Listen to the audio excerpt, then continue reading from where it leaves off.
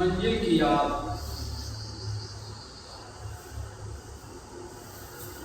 वो तड़पन को प्यास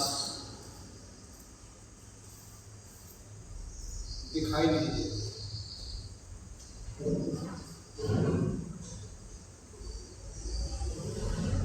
आंतरिक मांग शांत नहीं, और आदमी जितना जितना जितना ध्यान की गहराई में डूबता जाएगा, उतना उतना आध्यात्मिक हीरे मोती मिलते जाएंगे। लेकिन आज बड़े दुर्भाग्य की बात,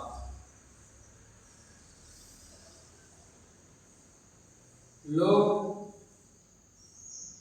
बहिरंग वृत्ति के ज्यादा दिखाई देते हैं, अंदर प्रवेश करने वाले कम, बाहरी आल बाल में डूबने वाले अधिक। इसलिए जीवन में सपने में भी आत्म साक्षात्कार नहीं होता है।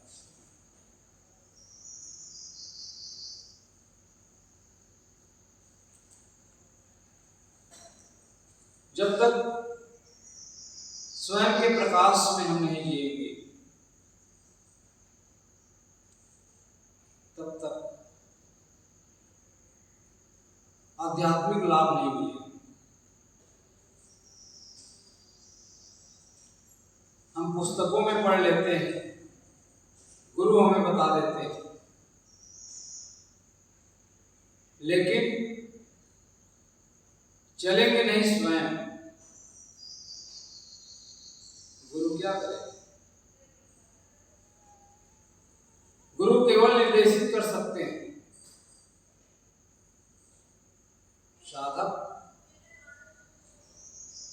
साधक को अपनी साधना की मस्ती में रहना चाहिए।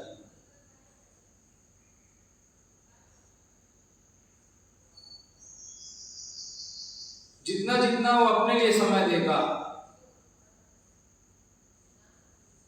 उतना उतना आध्यात्मिक लाभ प्राप्त करेगा। लेकिन अधिकतर समाज में देखा जाता है, अधिकतर लोग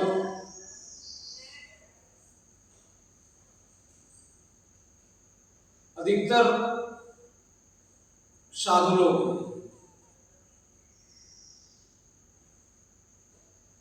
कोई राजनीतिक पीछे दौड़ रहा है, जितनी शक्ति बाहर लगा रहे हैं उतनी शक्ति कोई प्राणी पदार्थ बटोरने में लगा हुआ है,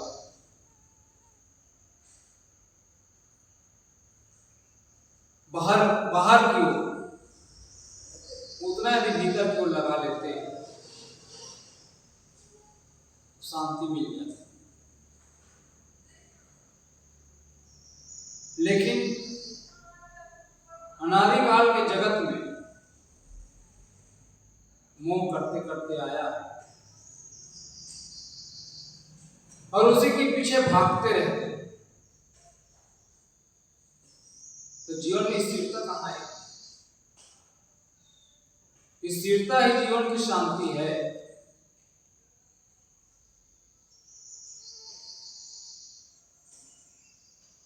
तो लोग जीवन में उतर इसीलिए नहीं पाता है।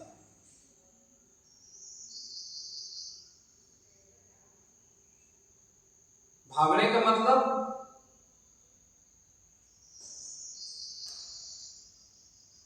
प्राणी पदार्थों के चक्कर में पड़ जाना।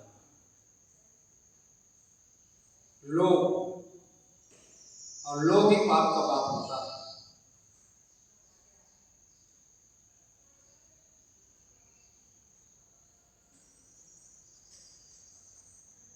धन तो सिर्फ तन गुजर के वास्ते है, लेकिन पूरी शक्ति आज उसी में दिखाई देता है। इसीलिए समाज में प्रभाव नहीं पड़ रहा है, समाज लाभान्वित नहीं हो पा रहा। जिस शक्ति को भीतर लगाना चाहिए उस शक्ति को बाहर लगाया जा रहा है। इसलिए समाज गलत दिशा की ओर जा रहा है। तो स्वयं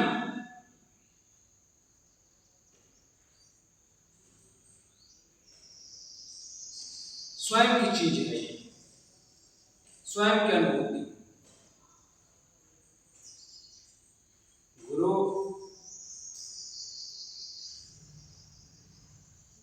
दिया दे सकते हैं, लेकिन उस दिया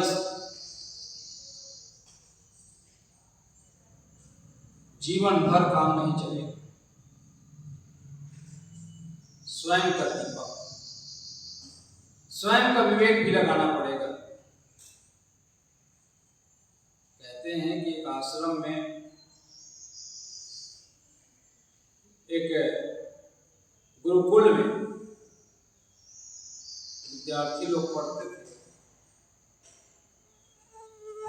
कोई कहीं से आए, कोई कहीं से आए,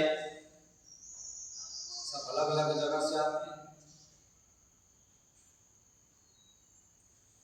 जब शिक्षा पूरी हो गई तो एक शिष्य, गुरुजी अब मैं अपना गांव जाना चाहता हूं।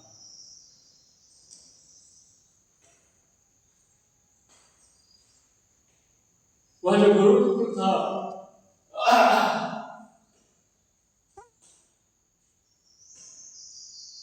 टीले पे बना हुआ था। बहुत सारी सीढ़ी लगी हुई।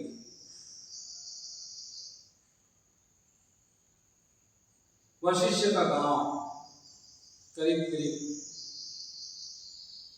100-200 किलोमीटर रहा हो।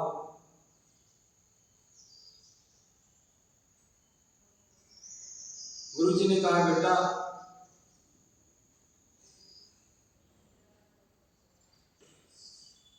यहां से 4 बजे निकल जाओ, क्योंकि जाने में समय लगेगा।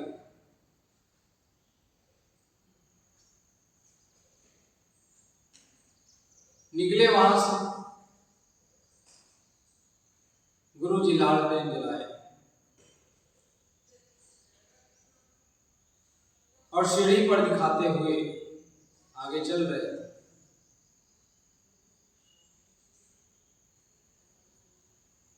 जब सीढ़ी के बीचों बीच आ गए,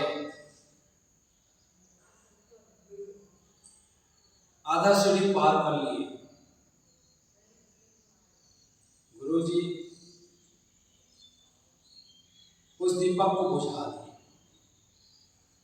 उस लालटेन को बुझा दिए। शिष्य कहता है, गुरुजी अब मैं कैसे चल पाऊंगा, अंधेरा है, दिखाई नहीं दे रहा। गुरुजी ने कहा, बेटा अब स्वयं के प्रकाश में चलना पड़ेगा। अभी तक तो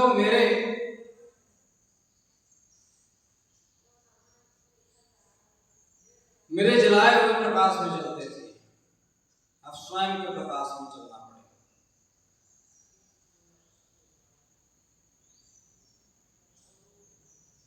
तो जो स्वयं के प्रकाश में चलेगा, जो स्वयं का विवेक लगाएगा, वही व्यक्ति शांति को प्राप्त करेगा। हर चीज में विवेक, हर जगह विवेक की आवश्यकता है। जागना क्या है? विवेक पूर्वक काम करना ही तो जागना है। होश पूर्वक, होश, सावधान।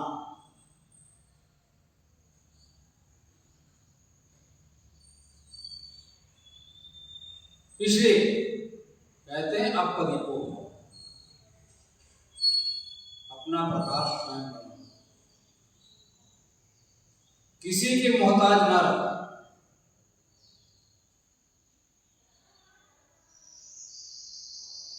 अध्यात्म के क्षेत्र में नो एडजस्ट, ढिलाई बिल्कुल नहीं। ढिलाई यदि हो रही है, ये हमारे मन की, हमारे स्वयं की कमी है।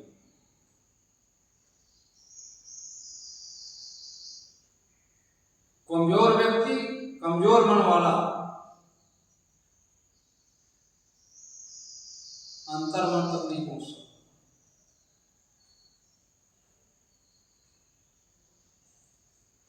जिस काम के लिए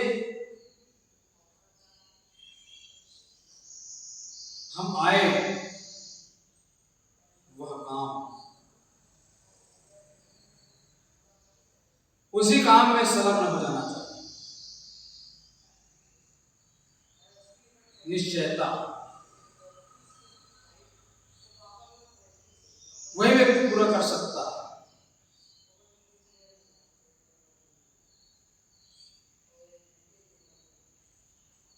तो जागना है, ज्योति को जगाना है,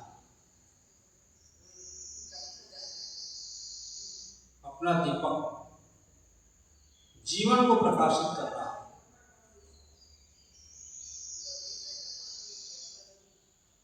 बुझा बुझा है, चिंतित है मन, खुशी नहीं दिखाई देती,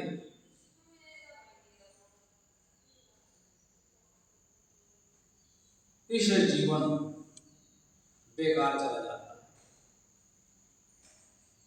जीवन तो जी रहे हैं, केवल खाना कमाना, भोगों को भोगना, फिर वही काम, फिर वही काम, ये जीवन का सार नहीं है। जीवन का सार अपने कल्याण के लिए सोचें।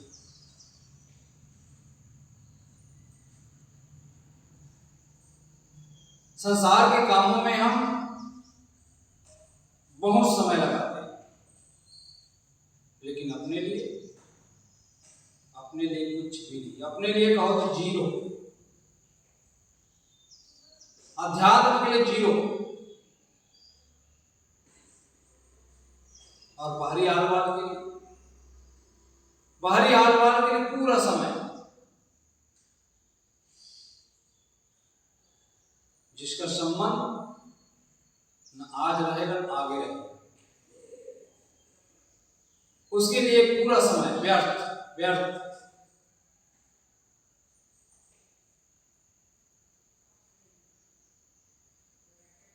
समय बहुत बेकीमती है, एक एक पल, हर क्षण नष्ट हो रहा है।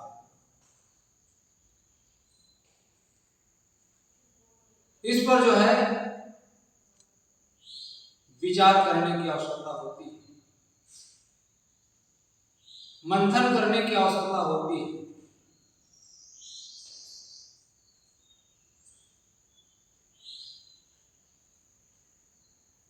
अध्यात्म का लाभ वही व्यक्ति उठा सकता है जो सोचता है आखिर मुझे ये जीवन क्यों मिला। जीवन की सच्चाई जब व्यक्ति को पता चल जाता है तो उसमें संलग्न हो जाता है।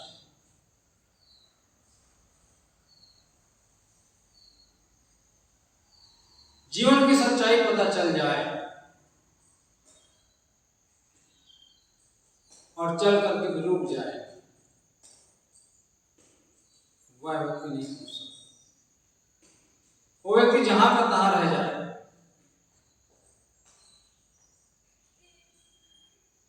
क्योंकि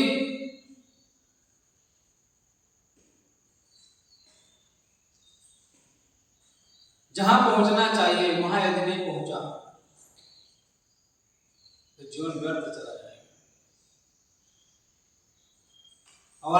साल से यही सब हो रहा है, यही सब काम हम कर रहे हैं।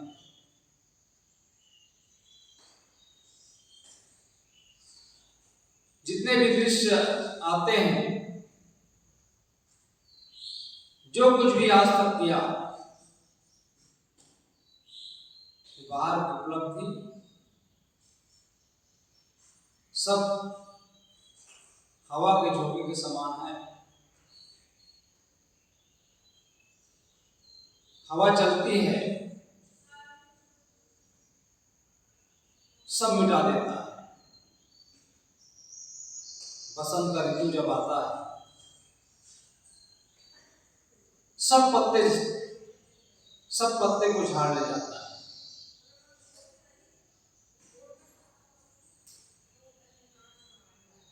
बारिश आती है, सबको अपने में मिला लेती है, समेट लेती है। ठंड का ऋतु आता है,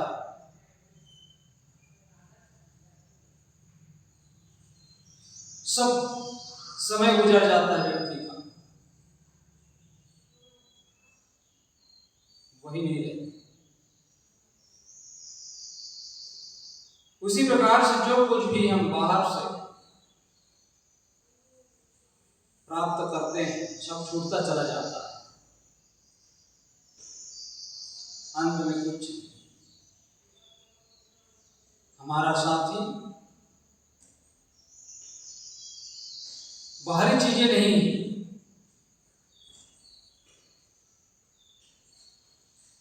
हमारे पक्का साथी धर्म ही है, वही साथ जाने वाला है। इसलिए जीवन की ज्योति को जगाना है। हम तो कभू न निज घर आए,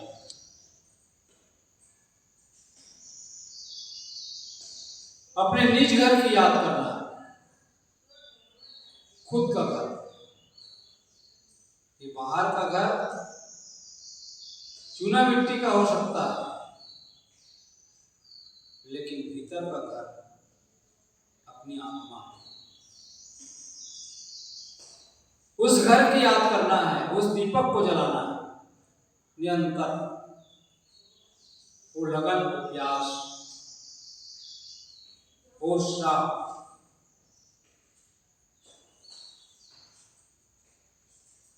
कहते हैं कि एक आदमी रोड पर जा रहे थे घूमने के लिए। जब वहां से वापस लौट रहे थे तो एक घर पड़ा।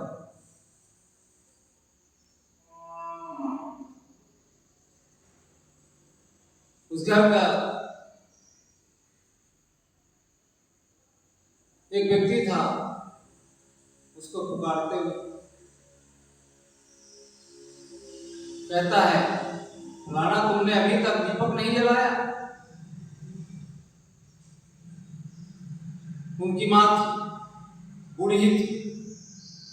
वह कहती है, बेटा अभी तक दीपक नहीं जलाया?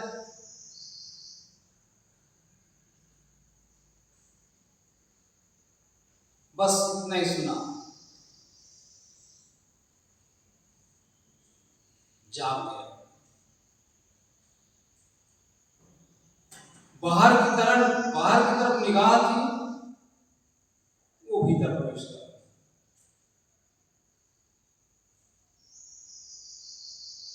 वो दशा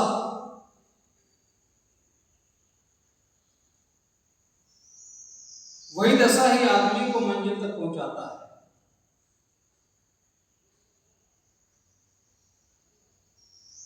तो जीवन का अंतिम फल यही है,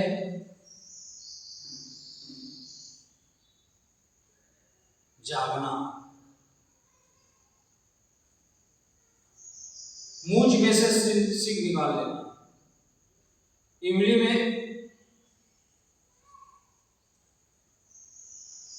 के बीज भेदभाव जी हाँ अलग हो जाता है। उसी प्रकार संसार में रहना है।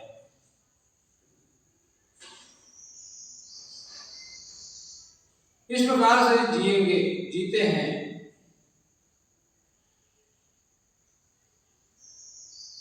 तो समझ जाइए कि जो है उसी का जीवन आनंदपूर्ण, हर्षोल्लास, आनंद की अनुभूति। तो जीवन का फल, जीवन का साफल्य इसी में है कि हम जो है अपने अधिकतर समय अपने लिए लगाएं। बाहर के प्राणी और पदार्थ सब छूटने वाले हैं, जो मिलता सब छूट जाता है, जो भी मिलता है वो छूट जाता है। सब सपना है, सब सपना।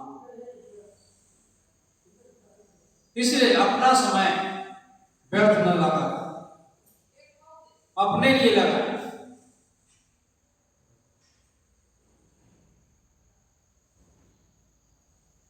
जितना जितना अपने लिए लगाएंगे,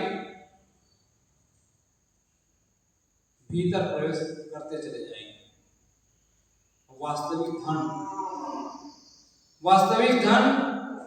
वास्तविक जमा पूंजी यही है। जितना जितना गहराई में डूबते जाएंगे उतना उतना मोती मिलता चला जाएगा।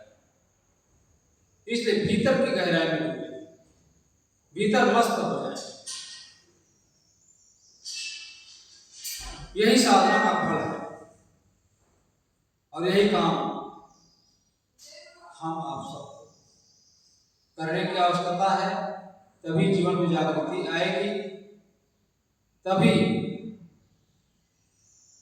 हम स्वयं लाभ ले पाएंगे और